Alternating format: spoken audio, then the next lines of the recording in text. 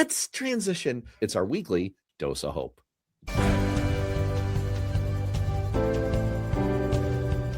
We're going off menu this week because we usually in this segment each choose something that's a point of light in our sky and talk about it a little bit to try and inject a little bit of upbeat flavor into the end of our week.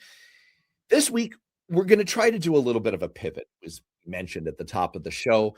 The tragic death of Rob Reiner. There's no happy element of this, but his movies brought a ton of happiness to all of us across the political spectrum. So we thought what we'd do is focus on that positive that we enjoyed and we can enjoy together no matter what our political preferences are. So we bring you our choices for our top 5 Rob Reiner movies. Matt, you want to go first? Yes. All right. There were a lot to choose from. I even thought about digging into some where he was an actor, because we think of him as producer, we think of him as director, but wow, he's been in a lot of things and just legendary. But I started with This Is Spinal Tap, classic movie. Then I went to, this is kind of one of the things I love about New York, When Harry Met Sally, Princess Bride, number 3. My number 2 best Rob Reiner movies, The American President. And this one, number 1, should be no surprise. I've quoted it here before. I've shown clips. It's A Few Good Men. That is the best Rob Reiner movie of all time.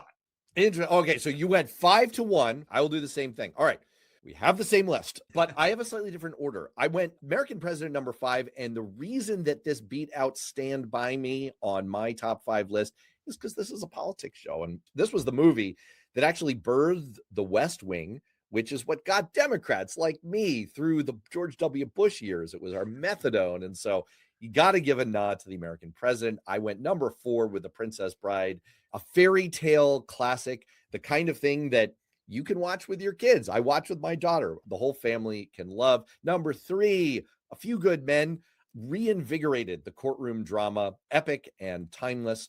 Number 2, This Is Spinal Tap, again, invented the rockumentary genre, which led to The Office, Parks and Rec, Modern Family, all kinds of cultural classics, all born out of This Is Spinal Tap. And finally, I know I'm a man's man. I'm a He-Man, muscular, hairy type. But I had to go When Harry Met Sally because I am a native New Yorker. They filmed parts of it in the neighborhoods, the bookstores that I went to as a kid, and like it invented the modern rom-com. Like, you got to appreciate that. Look, A Few Good Men, there's nothing that beats that movie. But When Harry Met Sally is just classic. Like, it is a classic comedy on all levels, right? It feels so New York. Every piece of that feels New York. And here are the two of us doing the white man's overbite right now. Yeah, exactly. Yeah. Isn't that what essentially the Trump dance?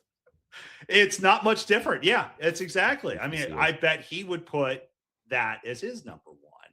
But American President, you're right, because it did spawn the West Wing. What a classic combination of actors there.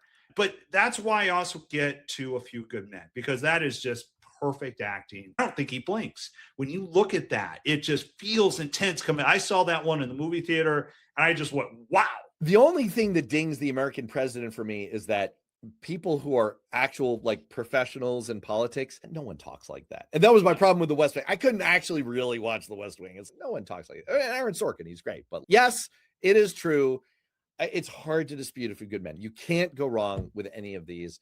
And we hope that this little reminder on these classics will give a little bit of uplift, a little dose of hope at the end of what has been, let's face it, not the greatest week.